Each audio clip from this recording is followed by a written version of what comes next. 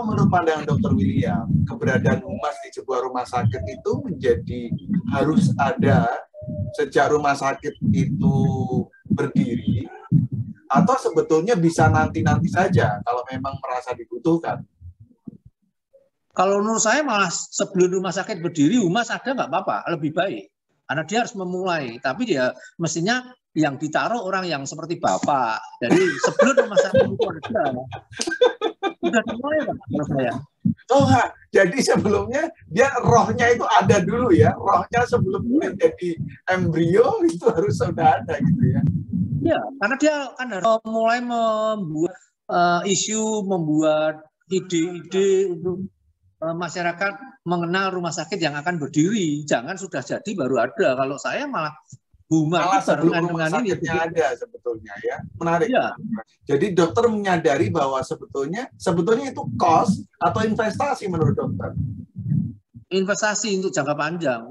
Investasi jangka panjang. Karena akan dipanen di belakang ya. Bukan, pendek dan panjang. Ya. Kalau saya, ya kalau pendek kan itu ada masalah, ada yang diminta maju. Jadi kalau seperti itu, mungkin nggak rumah sakit tanpa humas? Kalau saat ini, apalagi dengan era digital, nggak bisa, Pak. Nggak bisa. Jadi Dokter William nggak akan bubarin humas tuh? Gimana? Nggak akan membubarkan bagian humas. Jadi, kalau saya kembangkan. Saya kembangkan. Teman-teman sekalian, sahabat PR dimanapun Anda berada, dengan saya Anjari Umarjianto. Kali ini saya bertemu dengan teman-teman sekalian dalam CO PR with Anjari Umarjianto. Dan kali ini saya mendapatkan tamu yang luar biasa, jauh secara jarak, namun dekat secara hati.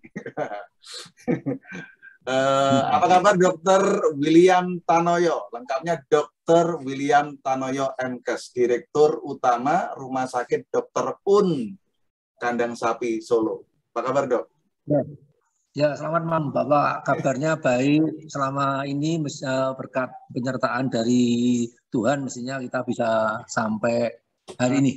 Alhamdulillah. Terakhir kita ngobrol ketika mau rencana musyawarah nasional Perumasri. Jadi teman-teman sekalian, kenapa malam ini saya mengundang Dr. William? Dr. William ini bukan orang asing buat saya, terutama buat Perumasri karena dukungan yang luar biasa. Kemarin rencananya Munas itu ada di Solo, dan di Solo itu di Rumah Sakit Dr. Un Kandang Sapi Solo, atau terkenalnya apa? Drunska. Iya. Dok, boleh cerita dulu tuh Drunska itu apa sih maknanya, Dok? Drunska. Ya sama. Jadi awalnya kan namanya RS Dr. Un Surakarta. Nah, terus kita bikin web, pakainya disingkat Drunska.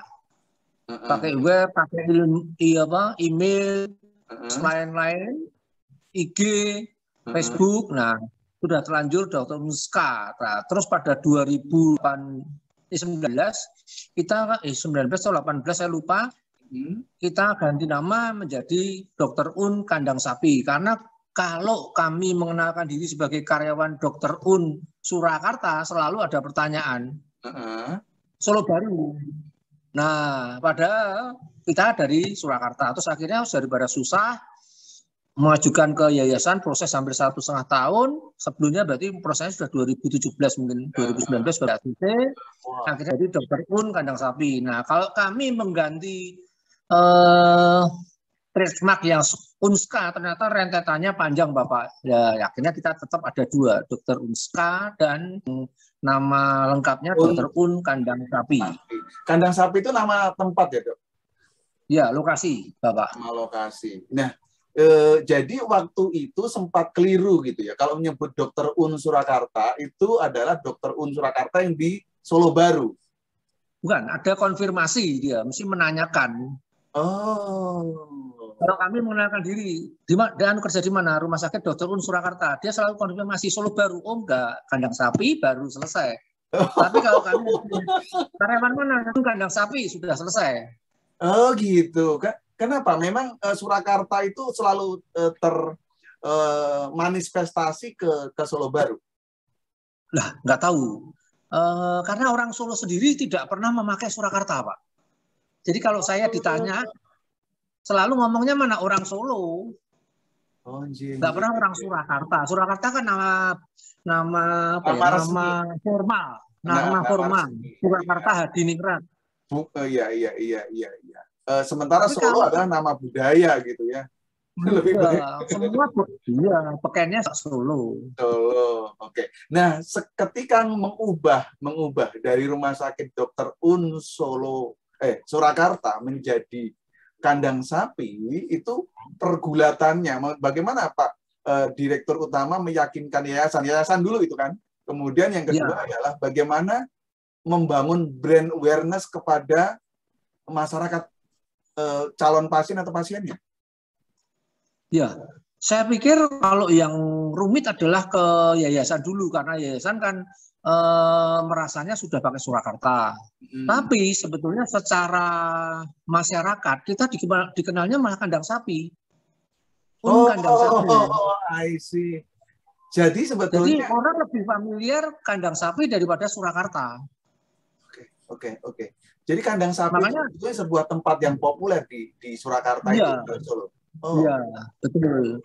Karena dulu kita juga pernah pakai kandang sapi, nggak pernah, kita cuma pakainya Rumah Sakit Dr. Un, Rumah Sakit Panti Kosala, terus Un Surakarta, baru Un kandang sapi. Tapi lebih mudah kalau kita ngomong kandang sapi, Un kandang sapi itu lebih mudah dan lebih familiar. Termasuk waktu itu taksi, terus bis umum itu kalau teriak-teriak kandang sapi, nggak pernah teriak Surakarta. Iya. Oke. Nah, dan masyarakat sendiri juga ngomong seperti itu, kandang sapi, pun kandang sapi. Jadi setelah itu baru proses legalnya dibantu sama Mbak Lina, mulai dari akta notaris, provinsi sampai ke Kemenkes. Waktu sampai provinsi ada pertanyaan lucu dari salah satu dari Dinkesnya ya, itu orang Boyolali, dokternya apa namanya, stafnya Kemenkes, stafnya Dinkes tanya, lu ini bener mau ganti kandang sapi, nggak ada nama lain yang lebih baik? Karena image kandang sapi. Ya, itu justru nama yang unik, gampang diingat menurut kami. Artinya secara nama kan tuh udah jelas kelihatannya ya. Kalau orang yang nggak kenal itu kan kotor, kandang sapi. Image-nya kan jadi ternyata padahal itu sebenarnya punya keunikan menurut Dokter William. Ya, nama itu kan unik. Seperti di Singapura kan kandang kerbau, kalau di Surabaya kan karang menjangan. Sebetulnya itu sama saja ya. Iya. Oke. Orang lebih ingat nama yang yang unik daripada nama yang ini toh, kalau menurut saya ya. Iya tepat. Saya mau lihat waktu itu sadar nggak sih Dokter William bahwa itu sebetulnya mengubah sebuah brand, salah satu unsur brand lah, membangun nama, dan itu berapa tahun menggunakan nama Rumah Sakit Dr. Un Surakarta, kemudian diubah dari tahun 2019. Itu artinya kan belum lama nih, Dok. Iya. Tapi ya itu memang kayaknya seperti yang pertanyaannya Bapak berat. Tapi waktu itu kita sudah mengobservasi masyarakat maupun pasien lebih mengenal kandang sapi, kandang sapi. Jadi kita ketika berpindah tidak begitu khawatir, meskipun ya tetap ada seremoni mengundang teman-teman media, terus kita bikin acara, baru launching gitu. Jadi proses perubahan nama meskipun masyarakat mengenal kandang sapi itu juga dilakukan, misalnya apa saja selain mengubah secara legalitas, apakah kemudian atribut-atribut dari papan nama, dari papan nama, stempel, kop surat. Nah, kita menggunakan itu ya, papan nama, kop surat, pemberitahuan ke relasi bahwa mulai tanggal ini sesuai dengan SK-nya ini kita ngirimi surat. Nah, artinya tidak murah itu, Dok. Ya kita bikin sehemat mungkin lah, kalau tidak murah tapi bikin sehemat mungkin. Oke, itu satu brand yang memang sengaja dibuat secara sadar oleh Dr. William dan tim untuk mengubah nama yang sudah berapa. Sebetulnya Dr. Un Solo itu lahir tahun berapa, Dok? Berdirinya kapan, Dok? Rumah sakit ini? Surakarta kalau dibilang berdirinya kan 29 Januari 1933 ya, kalau mulai dari poliklinik dan lain-lain. Artinya hampir 100 tahun dong, Dok? Enggak, atau 88 ya. 88 tahun? Belum sampai. 88. Sejak lahir itu Pak menggunakan nama Un memang. Justru namanya berganti mulai dari Rumah Sakit Panti Kosala ingat saya, terus Dokter Un, terus Dokter Un Surakarta di Kandang Sapi. Panti Kosala pernah? Artinya tapi sebenarnya itu pakai nama Tionghoa, Pak. Maaf, pakai nama Tionghoa. Saya boleh izin buka ini laptop ya? Lupa. Ya enggak apa-apa. Ini nggak usah bakal laptop, bukan ujian. Cuman saya mau mengatakan bahwa ternyata Rumah Sakit Dr. Un Kandang Sapi ini pengalaman mengganti nama. Iya. Oke. Nah, satu lagi tadi menggunakan Drunska. Artinya kan Dr. Un Surakarta juga, tapi dengan brand yang lebih singkat SKA. Nah, pilihan Dr. William dan tim adalah menghidupkan dua brand ini gitu. Itu nggak membuat bingung masyarakat? Ya, awalnya ya takutan juga kita, Bapak. Tapi akhirnya kita jalani, mereka juga enjoy saja karena sudah biasa. Jadi ketika menyebut Drunska juga mereka tahu? Tahu. Sekarang kan antigen PCR kan pakainya dokter, web juga pakai Dokter Unska. Terus email dari emailnya rumah sakit kan info@dokterunska. Terus email dari seluruh staf kita kan buka sendiri bisa sampai 100. Itu semuanya sudah pakai @dokterunska.com. Oke. Ini luar biasa. Jadi termasuk nih semua bagian yang sering menggunakan ini kan zaman sudah berubah. So, yang menggunakan email kita beri sesuai bagiannya. Mungkin Bookmar tempatnya Bu Lina, terus marketing, terus bagian pembelian @dokterunska. Semua gitu. Jadi kita memang punya dua address sama addressnya Dr. Unska, tapi nama patennya atau legalnya Un Kandang Sapi. Bingung juga ya Pak ya. Juga ternyata. Bukan. Saya justru melihat ini keunikan dari Rumah Sakit Drunska atau Rumah Sakit Dr. Un Kandang Sapi Surakarta gitu, atau Kandang Sapi Solo, maaf.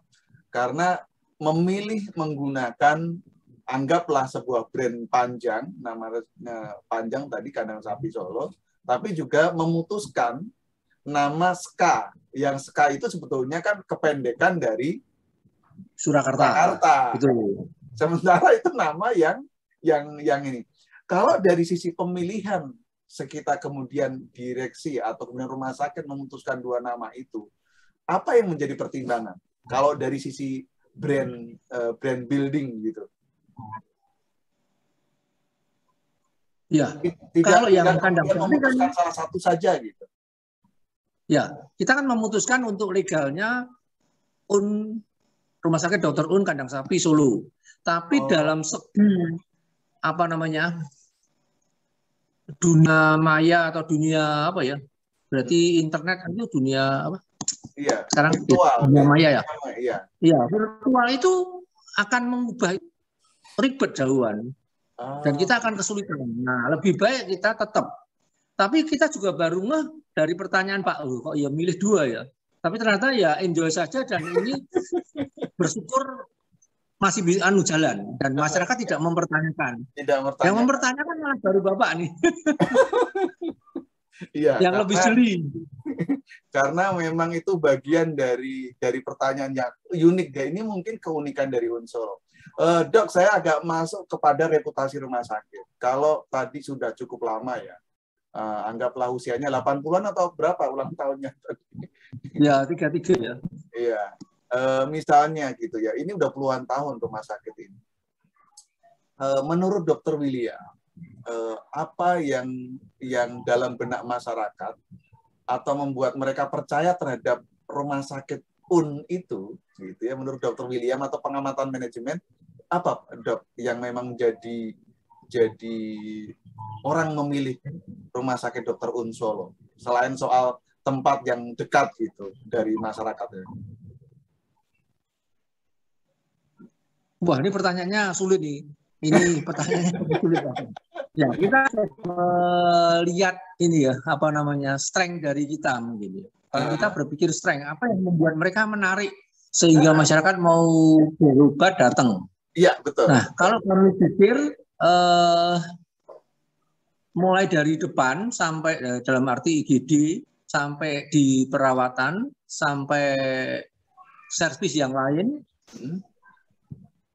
kita ngomong masih zaman dulu ya, karena zaman dulu gedungnya eranya masih lama, pakai book dan macam-macam, saya fotonya, tapi sayang ini nggak bisa tampil ya. Itu saya pikir adalah waktu itu adalah kita melayani dengan apa namanya,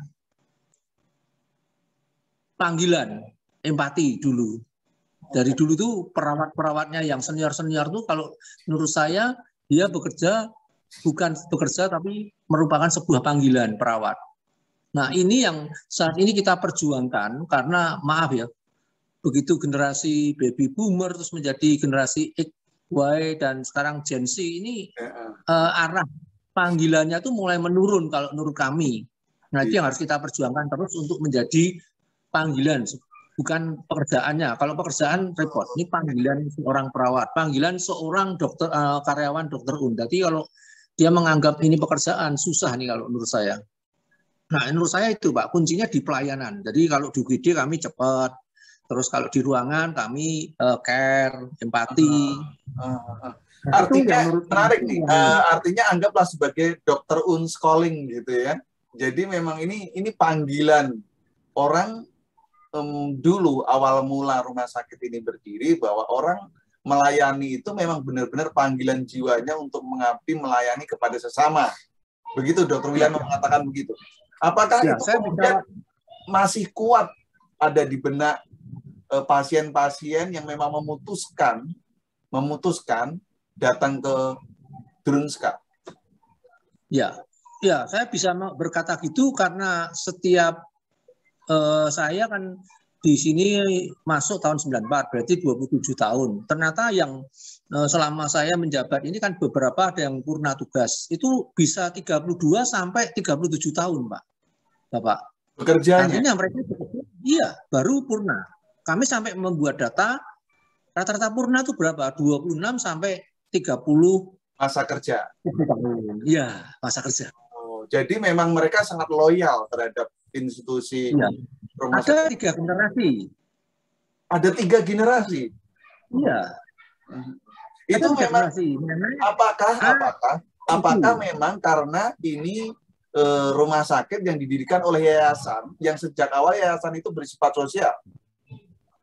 Ya, satu itu, kedua ya mohon maaf untuk sejak saya masuk yang saya dengar waktu saya masih belum menjadi direksi, tempat kita rewardnya cukup baik dan sesolo menurut kami reward dalam arti take home pay terhadap karyawan itu paling sejahteraannya terjamin. Ya. Gitu ya, termasuk hari ini kita juga masih memberi di masa pandemi ini sudah 18 bulan kami tiap hari masih memberi vitamin C untuk karyawan, seluruh karyawan. Injeksi vitamin C 1000 mili sebulan sekali, dan memberi minuman ekstra, empon-empon, ya bisa jahe, bisa kunir, bisa susu kedelai, susu sapi, itu tiap hari sampai dengan hari ini kami masih memberikan. Wow, per tiap hari? Tiap hari 1 gelas, meskipun 1 gelas tapi kan cukup. Buat kami maksudnya ya ini perhatian kalau sudah 18 bulan kan cukup bagus. Vitamin juga kami sudah itu bukan soal berapa nilainya menurut saya dokter, tetapi manajemen direksi. Nah, that's the point. Ya, artinya empathic action yang ditunjukkan oleh korporasi atau manajemen dalam hal ini terhadap karyawan di situasi yang kita semuanya sedang prihatin. Kan itu luar biasa, itu luar biasa menurut saya. Di keadaan krisis. Saya nanti akan dalamin itu di bagian-bagian tengah dan akhir. Saya mau nanya soal iya, monggo, Bapak. Sampai saya iseng ini jok nih, Pak.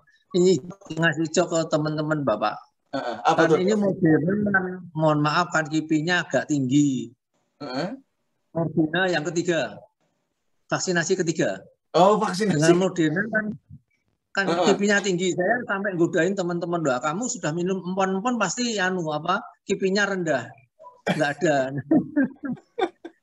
Iya, kipinya agak lumayan serius memang itu di badan kita. Enggak, kalau saya bilang, saya semangati teman-teman. Saya hari pertama nakes 18 Agustus saya langsung ikut. 18 atau 24? Malu. Lupa. Hari Rabu 18. Ya, saya ikut yang pertama meskipun jam 1 karena jam 4-nya acara Persis Solo mengadakan vaksinasi massal, kami mendukung 10 hari. Iya. 1000 orang per hari 10 hari lah. Saya datang ke sana melihat persiapannya. 18 siang saya ikut vaksinasi, ya bersyukur ini sambil saya kasih jok ya, lalu kasih lelucon lah supaya kan sudah dikasih umur 8 bulan 18 bulan di sini kuat ini. Iya betul. Dok, tadi soal bahwa apa yang membuat kemudian masyarakat datang ke rumah sakit Drunska atau rumah sakit Dr. Un Kandang Sapi Solo adalah soal panggilan melayani. Saya ingin mendalami, memilih nama rumah sakit itu nggak sembarangan. Karena itu bagian dari branding itu sendiri. Nah, kemudian yang menarik adalah ini menggunakan nama Dr. Un. Pertanyaan saya, riset saya mengatakan bahwa Dr. Un ini orang yang sangat sangat melayani dengan penuh kemanusiaan gitu loh. Untuk biaya nggak khawatir. Nah, apakah sebetulnya faktor itu juga yang membuat rumah sakit Un Kandang Sapi ini memiliki kepercayaan hingga sekarang? Nama besar Dr. Ya, jadi awalnya kita memang memilih Dr. Un. Kalau saya pikir kan begitu Dr. Un meninggal sedo tahun 78, terus dari rumah sakit Panti Kosala dirubah oleh yayasan terdahulu menjadi Dr. Un. Pasti ada alasannya.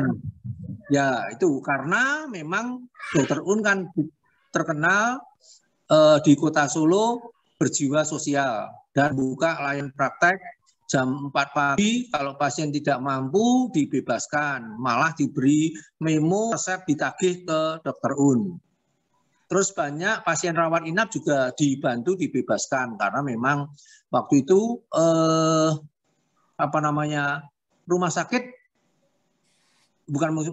masyarakat waktu itu masih kepeduliannya tinggi. Jadi kalau seingat saya zaman dulu kalau ada orang Tionghoa meninggal, orang Tionghoa mantu, uang sumbangan diserahkan ke yayasan sosial termasuk Dr. Un, sehingga dia bisa melakukan pembiayaan membebaskan untuk yang tidak mampu untuk rawat inap.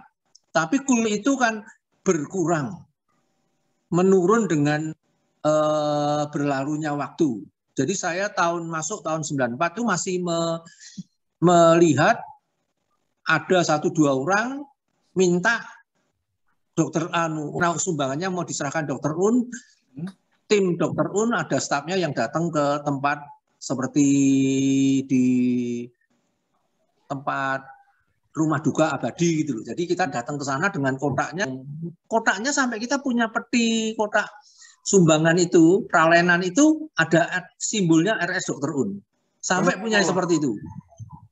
Tapi ini kan berlalunya waktu, sekarang tidak ada yang model seperti itu. Tapi bersyukur, Bapak, saya boleh melanjutkan, dengan adanya pandemi ini, sifat gotong royong muncul waktu awal-awal tuh, kita juga banyak menerima bantuan dari masyarakat waktu awal-awal pandemi COVID. Oh iya. Karena memang jiwa sosial yang sudah diturunkan oleh nama besar Dr. Un sih ya. Tapi secara manajemen menyadari bahwa pemberian nama Dr. Un itu memang akan berdampak terhadap kepercayaan masyarakat terhadap rumah sakit atau reputasi. Ya, tapi kalau saya mulai menekankan yang kita ambil adalah jiwa Dr. Un, spirit Dr. Un, spirit of giving. Terus prinsip tugas seorang dokter hanya mengobati.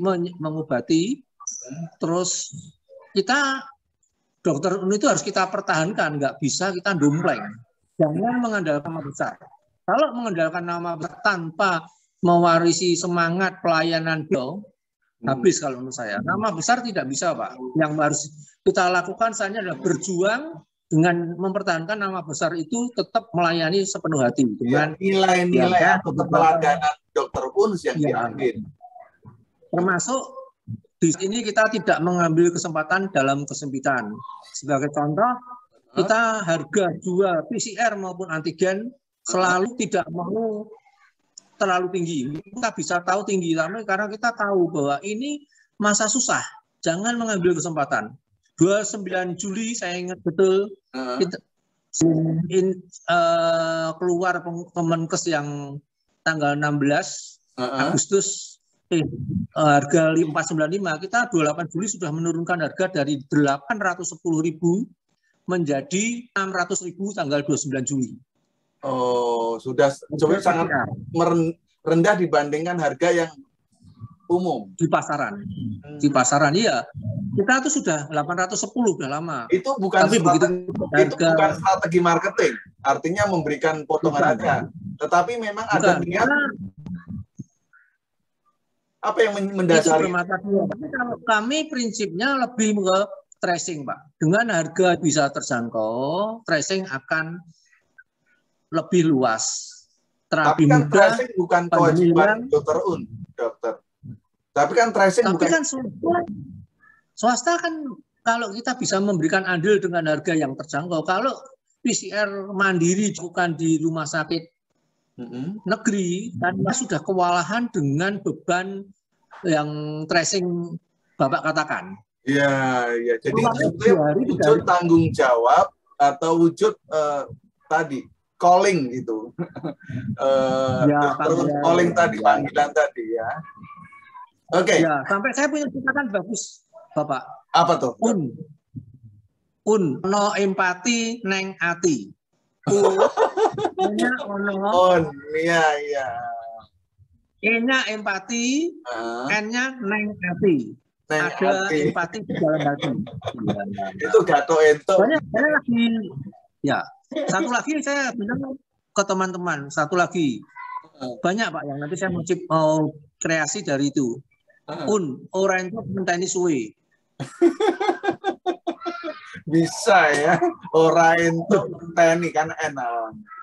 Ya. Oke, Dr. William, saya ingin melihat pandangan Dr. William tentang public relation soal UNAS. Data saya menunjukkan bahwa Humas ada itu sejak kepemimpinan Dr. William. Apakah itu benar? Secara lembaga dalam arti bagian itu betul, tapi sebelumnya itu sudah ada Humas, tapi cuma satu orang. Oh, oke. Jadi sebelumnya itu ada cuma satu orang. Nah, waktu itu dia ditempatkan ya memang sebagai ujung tombak kayak public relation di depan. Tapi cuma satu orang. Terus dibebani untuk melakukan analisa kuesioner dari pasien. Lama-lama dia nggak kuat, pas satu orang Kalau saya memang mulai bentuk, terus ada beberapa orang, nggak cuma satu kebetulan dibantu sama Mbak Lina, terus akhirnya ketika di versi saya lihat ada pelatihan PR, saya lupa tahun berapa, saya sudah daftar untuk burunya yang pertama, Pak. Angkatan pertama, makanya Bu Lina saya daftarkan. Meskipun harganya tidak murah, 7 juta ingat saya. Hadiahnya juta, sertifikasinya 7 juta loh. Betul ya? 7 juta kalau Iya, itu saya terima. Nah, sekarang saya apa yang melatar belakangi seorang Dr. William, Direktur Utama Rumah Sakit Dr. Un Kandang Sapi Solo, itu memutuskan yang awalnya fungsi humas, tapi membangun struktur organisasi. Dan waktu itu, apa yang menjadi alasannya?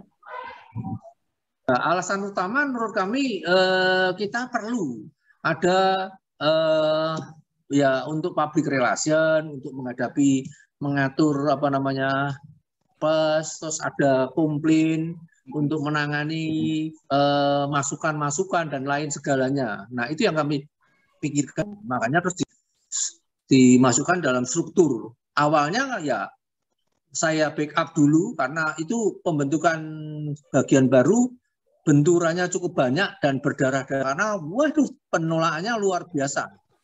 Tidak mudah. Tidak mudah ya. Sebelum ngomong yang berdarah-darah tadi, memang secara biasanya orang berdarah-darah itu pertama adalah karena mungkin kedudukannya dengan bagian itu cukup besar sebagai sebuah struktur. Waktu itu struktur bagian humas itu apakah di bawah direktur, ataukah di bawah direktur utama, ataukah di bawah manajer, atau bagaimana kedudukannya di manajemen? Nah, saya nggak tahu betul atau enggak karena saya merasa ini bagian sejak puluhan tahun rumah sakit ini berdiri tidak pernah ada. Kalau ada pasti akan menimbulkan konflik sangat banyak. Jadi langsung saya di bawah direktur utama.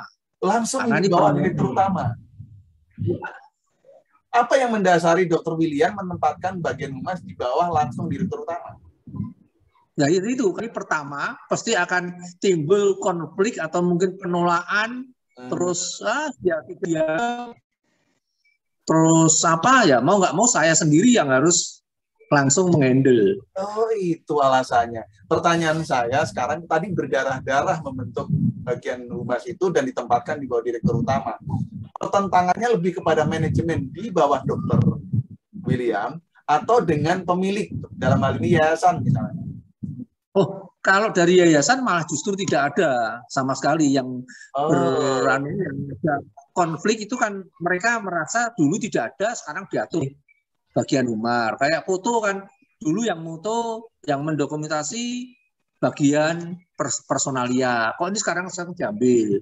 Nah, belajar dari itu makanya awal memang sulit dalam arti sering merasa di bagian humar itu dianggap kayak ada bagian tapi tidak ada karena merasa humar ya jalan loh. Sekarang humar malah ngerecoki, kadang-kadang minta data, terus kadang-kadang ada apa-apa harus lewat humar. Tapi sekarang kebalik, merasa enak semua dibloke karo humar.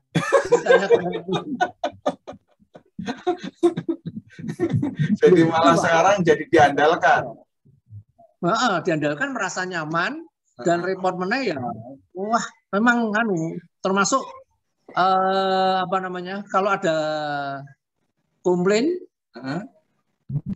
humarnya lupa dipanggil. Tapi nanti begitu ada kata-kata, oh ini mau masuk ranah koran, mau dimediakan, mau dituntut, baru ingat humar. Humarnya datang ke tapi sekarang sudah lancar. Begitu ada komplain, humar langsung dia panggil karena mereka belajar. Nah, tiba-tiba belakangan datang, jadi masalah. Apa-apa. Oh iya, Dr. William, kalau dengan waktu itu keputusan direktur utama mengadakan struktur itu, kemudian itu tahun berapa kalau Dr. William ada humas itu berarti sejak Dr. William lah ya. Sampai sekarang misalnya. Kapan ya? Lupa saya, sampai nggak ingat. 2016, 2017 ya. Oh, di saat itulah Dr. William. Enggak. 2015 sudah ada. Oh, iya. Karena saya ingat waktu bangun gedung itu sudah ada humar. Kalau tidak ada, humar itu perannya juga banyak. Waktu itu Bu Lina dengan beberapa orang itu cukup banyak karena tuntutan dari masyarakat dan waktu itu cukup tinggi untuk pembangunan ini, pembangunannya cukup tinggi. Nah, dia mendampingi sampai mendokumentasikan dalam bentuk buku. Jadi dalam bentuk file yang bagus sehingga mudah dilakukan pelacakan, mudah menjadi dasar kalau ada semacam review lagi atau apa, itu sangat mudah. Sampai dari pendampingan itu kan waktu pembangunan kan tidak mulus karena memang Solo lagi tren semua minta kompensasi. Kita dimintain kompensasi 2M, Pak. Tahun 2012. Karena kasus apa tuh, Dok? Pembangunan. Pembangunan gedung itu. Oleh siapa? Dampak rendahnya. Iya, Solo tuh waktu itu ngetren. Oleh siapa yang minta? Warga kampung. Oh, jadi terjadi konflik. Iya, meskipun kita sosialisasi komplit, semua ada dokumentasinya, tapi warga tetap dikompori oleh seseorang, warga sampai LSM komplit. Nah, itu kalau tidak ada peran dari Umar, ya celaka, karena semua didata oleh Mbak Lina di dalam satu buku, sehingga mudah untuk ini. Termasuk perjanjian-perjanjian dengan warga. Akhirnya ya kita nggak ngasih begitu, ngasihnya cuma untuk orang kampung masuk ke Karang Taruna. Tapi negonya alot sampai jam 1 malam di kelurahan, terus di resto, pernah di resto segala, di balai desa, wah komplit. Itu semua kalau tidak ada peran Umar, hukum dan marketing itu ya susah. Itu sudah ada yang ininya, termasuk izin-izin operasional itu peran Umar, hukum dan marketing cukup lumayan. Sangat berperan, sangat berperan. Oke, baik. Artinya itu konflik yang pernah terjadi di yang selama masa kepemimpinan Dr. William. Ya. Bisa disebut krisis nggak itu waktu itu? Kalau sebagai sebuah institusi, sebagai krisis organisasi nggak waktu itu kalau menurut Dr. William? Kalau sih menganggapnya enggak, ini dinamika ya, sebuah organisasi. Ya ada masanya memang seperti itu, tapi kita menghadapi dengan kepala dingin, dibantu dengan support yayasan, semua dijalani pelan-pelan, ya akhirnya jadi. Dan tuntutannya nggak sesuai itu. Jadi itu bukan sesuatu yang luar biasa, kejadian bukan kejadian luar biasa menurut Dr. William. Oh enggak, luar biasa sekali. Luar biasa. Diliput media segala. Dr. William terlalu bijaksana menyebut kejadian luar biasa, tetapi sebuah dinamis, bukan sebuah krisis. Iya. Loh, kalau menurut saya dinamika, saya jadi belajar, oh ya menghadapi demo tuntutan masyarakat. Ya saya anggap dinamika ya biasa, dihadapi aja. Iya betul. Dr. William, kalau begitu Anda merasa menyesal atau kemudian merasa bangga ketika dulu memutuskan ada bagian humas, begitu melihat kiprahnya sampai hari ini?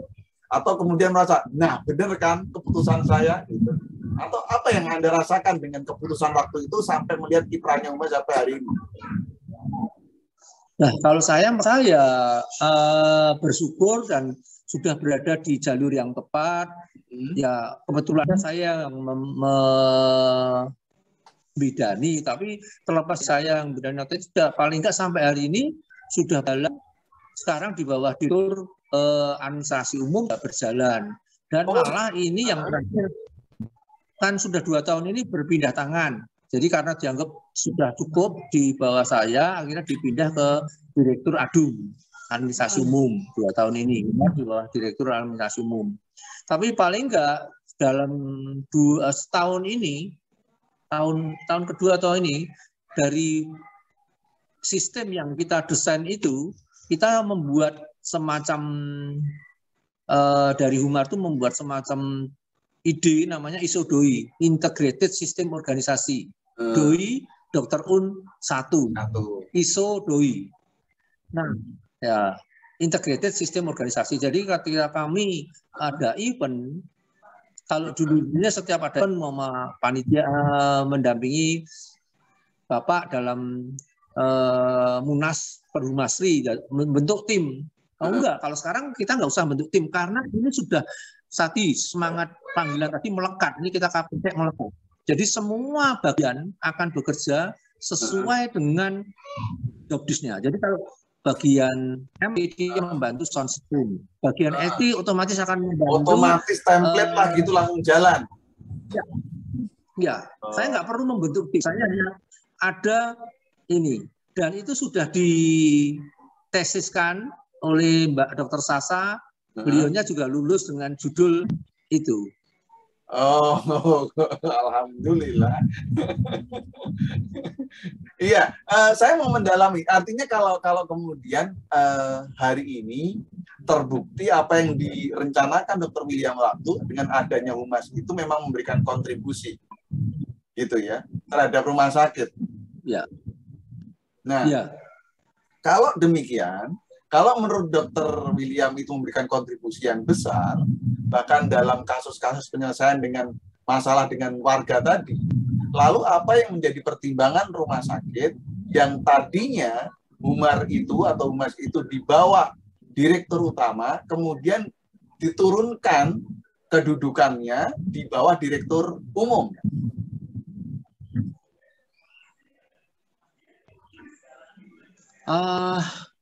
Saya pikir kan seperti tadi latar belakang yang awal bahwa Humar itu kan belum pernah ada. Kalau pertama kali ada bahwa di backup oleh direktur utama, ya mohon maaf bukan soal apa, nanti kan jalannya akan lebih terseok-seok. Karena seperti tadi saya kan cerita berdarah-darah, awalnya dilupakan, tidak diundang, tidak dianggap. Tapi begitu terakhir-terakhir malah kalau bisa semuanya dibiuke ke Humas, dipasrahkan semua ke Humas. Sekarang udah jalan, kalau di backup terus nanti tidak disape-sape, tidak dewasa. Ini dalam proses pendewasaan sebetulnya. Ya. Tapi apakah saya begitu? Tapi apakah secara peran, secara kewenangan itu menjadi nggak berkurang dengan penempatan di bawah direktur umum? Karena kita kan sudah punya pola, meskipun kan ada setiap periode itu kan ada target visi dari bagian kan sudah diatur oleh direktur adumnya bersama-sama timnya. Kan sama, paling memang ada kesulitan baru saya sekali backup. Tapi ketika masih di bawah direktur umum, apakah struktur itu masih bisa memberi akses ke direktur utama, memberikan saran ke direktur utama, langsung report ke direktur utama, mungkin nggak dalam kondisi tertentu? Oh bisa, jadi kalau dalam kondisi tertentu saya boleh direport oleh siapapun, nggak cuma Humar saya rasa. Oh, itu karena faktor leadership-nya gitu. Ya? Iya. Tapi saya harus menjaga kerahasiaan, saya harus cross-check, saya akan incognito diam-diam mencari kebenaran informasi tersebut. Iya. Oke. Dan saya tidak boleh membocorkan sumber yang memblow up. Tapi kalau sudah terbukti betul, idenya bagus dan lain-lain, ya saya langsung ngomong jujur, ini ide dari si A. Saya nggak mau mengambil ide original dari orang lain. Ya, harus kita sebutkan supaya dia senang. Oh ini idenya si A, oh ini idenya si B, ini idenya si C. Iya, itu gayanya Dr. William, leadership-nya Dr. William ya. Dok, saya ingin masuk kepada gimana dukungan manajemen dalam hal ini direksi terhadap Humas.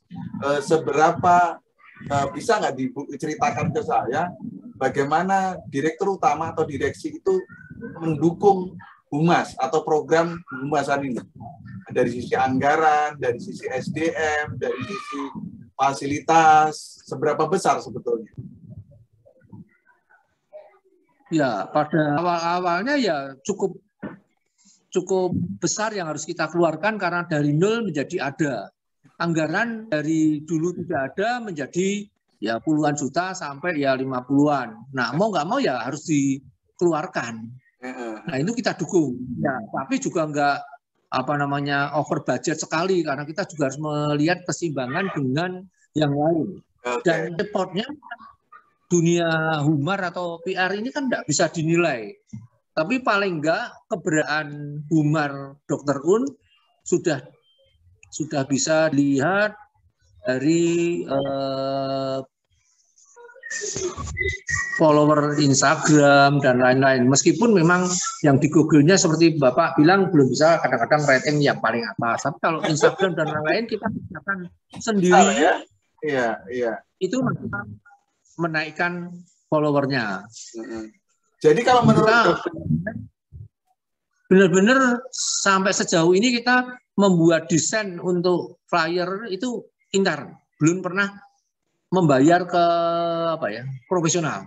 Oh. Jadi semua desain intern. Ini juga uniknya di tempat kita, belum sampai ke luar. Semua desain intern. Dan seberapa puas direksi terhadap produksi komunikasi dari Humas itu? Ya, kalau puas relatif ya. Kalau saya sih ya, sementara selama bisa memberikan kontribusi untuk informasi, nggak masalah. Oke. Itu aja. Kalau merasa cukup. Senang, ya. Dengan kebutuhan Dokter UN Solo hari ini, apa yang diproduksi oleh Humas, produksi komunikasi yang tadi itu cukup sesuai kebutuhan Dokter UN hari ini? Cukup. Menurut saya sudah baik. Selain soal follower, Dokter William, apa ukuran keberhasilan seorang Humas menurut Dokter William? Ukuran kinerja seorang Humas itu disebut berhasil jika apa menurut Dokter William? Baru saya teorinya kurang tahu ya, maaf saya coba jawab sebisanya. Jadi enggak saya mau katakan, oke, Mbak Sasa, Mbak Lina, kamu bagus. Itu ketika apa?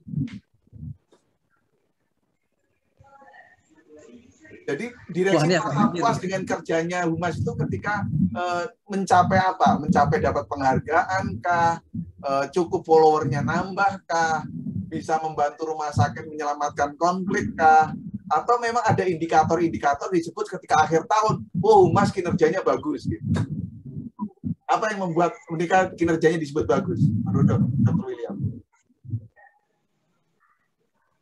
Ya, saya pikir tadi sebagian sudah disebutkan Bapak, yaitu mulai dari satu follower, kedua bisa menjadi corong dari rumah sakit untuk mempromosikan dengan program-program yang ada. Jadi kita kan ada bincang-bincang di 2 minggu atau setiap minggu Sabtu itu selalu ada.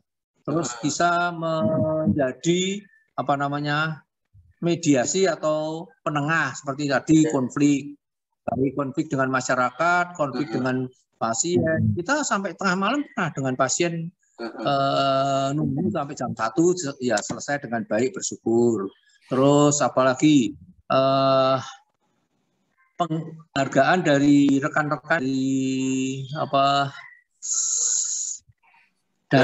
dari dalam dulu memandang sebelah mata, sekarang mulai kinerja Humas cepat. Oh iya. Dari dalam juga sudah mulai ada apresiasi, itu juga menurut kami ya sudah bagus gitu loh. Jadi Humas terus belum lagi administratif. Jadi administratif kan dulu kan tidak ada pendataan mengenai komplain, terus apa? Nah sekarang kan sudah semuanya secara statistik bisa diukur berapa yang perlu dari bagian ini. Tiap bulan kan Dokter Sasa melaporkan. Itu kan sebenarnya kan semua yang tidak nampak, tapi indikator kinerja yang dulu tidak ada, parameter-parameternya bisa ditampilkan. Dan saya laporan ke yayasan juga bisa ngambil dari datanya ini. Terus kegiatan-kegiatan yang melibatkan dengan luar, misalnya klub stroke, gathering ke rumahnya Loji Gandru, dinasnya Pak Wali, ke Balai Pendapi Ageng, Balai Kota. Nah, itu kan suatu langkah-langkah yang cukup bagus tuh. Oke. Nah, ini menunjukkan atau kinerjanya mereka. Nah, ini kan semuanya kan ya nggak bisa dianggap bukan kerjanya mereka, tapi dengan melibatkan unsur yang berpartisipasi dari masyarakat maupun elemen bagian rumah sakit itu cukup bagus menurut saya. Indikatornya itu Pak, banyak, nggak bisa satu ya. Ya betul, makanya kan kerjanya banyak. Artinya orang menyebutkan bahwa Humas itu cost center atau cost center. Itu nggak masalah bagi Dokter William. Kan ngabisin duit terus dia. Nggak menghasilkan. Makanya bisa tahu ukurannya, tapi paling enggak dari situ kan, tadi lupa Pak, apresiasi dari masyarakat yang masuk kan semua terpantau juga oleh Humas. Dia bilang ini PCR-nya cepat loh, P-nya cepat, hasilnya cepat. Nah itu kan dulunya kalau tidak ada yang melototi kan direksi maupun yayasan kan nggak bisa tahu. Iya. Ada komplain juga tahu dengan cepat. Oke. Kalau jelas, tapi kan keuntungannya banyak sekali dari ini yang tidak terlihat, sisi marketing, sisi loyalitas dan lainnya. Tomen lah kalau bahasa kerennya katanya. Dr. William, ini di bagian akhir saya ingin, kalau menurut pandangan Dr. William, keberadaan humas di sebuah rumah sakit itu harus ada sejak rumah sakit itu berdiri, atau sebetulnya bisa nanti-nanti saja kalau memang merasa dibutuhkan? Kalau menurut saya malah sebelum rumah sakit berdiri, humas ada nggak apa-apa, lebih baik. Karena dia harus memulai, tapi dia mestinya yang ditaruh orang yang seperti Bapak. Jadi sebelum rumah sakit itu ada, sudah dimulai Pak, menurut saya. Oh, jadi sebelumnya dia rohnya itu ada dulu ya, rohnya sebelum menjadi embrio itu harus sudah ada gitu ya. Ya, karena dia kan harus mulai membuat isu, membuat ide-ide untuk masyarakat mengenal rumah sakit yang akan berdiri. Jangan sudah jadi baru ada. Kalau saya malah humas barengan dengan ini ada sebetulnya ya. Menarik. Ya. Seperti contohnya saya pernah mengunjungi satu rumah sakit di Jakarta waktu mau beli alat CT scan atau MRI ya. CT scan atau CAT lab apa CT scan ya, saya sampai lupa. Itu sebelum rumah sakit itu berdiri kan tim administrasinya kan sudah ada di dalam gedung meskipun belum jadi. Iya betul. Dia udah membangun baliho, dia udah membangun semua tanda-tanda. Ya, infrastrukturnya sudah mulai ditata. Nah itu mestinya sebelum infrastruktur malah PR dulu kalau saya. Yang dia harus menyiapkan sudah maju lah. Itu kan cost center sekali. Iya, bagian. Jadi dokter menyadari bahwa sebetulnya itu cost atau investasi menurut dokter? Investasi untuk jangka panjang. Investasi jangka panjang. Karena akan dipanen di belakang ya. Bukan, pendek dan panjang. Pendek ya. Kalau saya. Ya, kalau pendek kan itu ada masalah, PR-nya yang diminta maju. Jadi kalau seperti itu, mungkin nggak rumah sakit tanpa humas? Kalau saat ini, apalagi dengan era digital, nggak bisa, Pak. Nggak bisa. Jadi dokter William nggak akan bubarin humas tuh? Gimana? Nggak akan membubarkan bagian humas. Jadi, kalau saya kembangkan. Saya kembangkan. Seberapa ingin dikembangkan dokter William? Apakah sebetulnya kalau misalnya rumah sakit ada yang kalau dokter William kan direktur utama, di bawahnya direktur ya. Ya. Mungkin nggak suatu saat dokter William membentuk direktur PR, direktur humas, marketing atau apa gitu, mungkin nggak? Mungkin. Kenapa? Karena mengembangkannya itu seberapa? Ya, itu tidak mudah. Saya mungkin. Jadi memang harusnya divisi khusus atau yang memang direktur yang dia punya kemandirian dan memang untuk tadi investasi untuk jangka pendek maupun jangka panjang. Karena rumah sakit ini kan meskipun kami dari yayasan not for profit ya, tetap kan harus bisa hidup di zaman yang sangat disruptif BPJS di mana pasien sebetulnya kepengen ke dokter tapi tidak bisa terbatas oleh aturan-aturan, mulai dari tipe C, mulai dari jumlah kasus yang dibatasi, nggak tahu untuk yang ke depan yang perubahan satu tarif.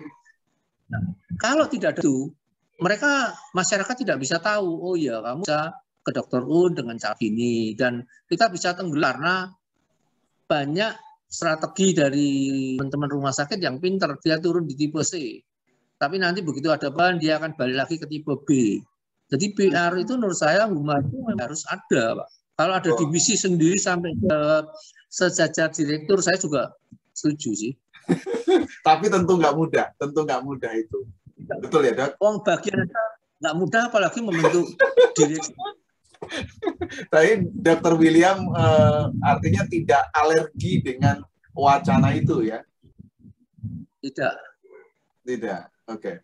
Dok, pertanyaan terakhir adalah saya ingin minta pesan dari Dr. William kepada rumah sakit lain soal bagaimana membangun humas terkait dengan reputasi, terkait dengan brand.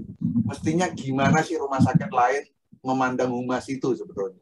Saya ingin minta nasihat Dr. William. Waduh, saya nggak berani nih, Bapak ini penyerapan berat ya. Saya cuma aja belajar dari yang sudah baca tadi. Itu kan pengalaman pribadi tanpa teori. Saya kan bukan apa ya. Saya itu kan belajar dari praktisi daripada orang akademisi. Kalau saya bahwa humor itu merupakan bagian yang penting yang harus di backup dan harus sama-sama dan harus diingat seperti tadi Bapak katakan, ini merupakan cost center tapi merupakan apa ya, celengan simpanan untuk maupun ya investasi untuk jangka pendek maupun jangka panjang, karena tanpa humor di zaman era digital kita bisa tenggelam. Dan IT yang harus sangat, kalau untuk saya saat ini dua bagian ini yang dulunya bukan primadona ini bisa menjadi primadona untuk rumah sakit. Oke. Terima kasih Dr. William Tanoyo, Direktur Utama Rumah Sakit Dr. Uns Kandang Sapi Solo. Matur nuwun Dok atas obrolan kita di CEO PR dengan saya Anjari Margianto. Banyak berbagi ilmu, terima kasih, banyak berbagi inspirasi, leadership, bagaimana membangun humas di rumah sakit. Matur nuwun sekali, semoga ini bermanfaat buat sivitas hospitalia lain, bermanfaat buat kehumasan rumah sakit Indonesia. Matur nuwun ya Dok, banyak kekurangan, mohon maaf dari saya. Cuma belajar apa sharing eksperimen, bukan sharing teori. Kalau teori saya terus memasak. Iya, kita memang saya ingin cerita ini juga ditonton oleh rumah sakit lain, menjadi inspirasi rumah sakit lain gitu. Ini niatnya kenapa ada CEO PR ini, supaya kemudian direktur utama itu juga memandang strategis humas. Direktur utama itu juga melihat humas itu memang esensial di rumah sakit. Bahkan kalau menurut Dr. William, sebelum rumah sakit ada, mestinya humasnya ada dulu. Itu kan? Iya Pak. Nggak tahu saya betul atau bukan. Saya setuju. Oke Dok, matur nuwun sekali lagi. Sampai ketemu. Semoga bisa sowan ke Solo, bisa makan tengkleng lagi, kan gitu ya. Ya, selamat malam, masih sehat selalu Bapak. Sugeng dalu. Assalamualaikum warahmatullahi wabarakatuh. Selamat malam Dok. Matur nuwun.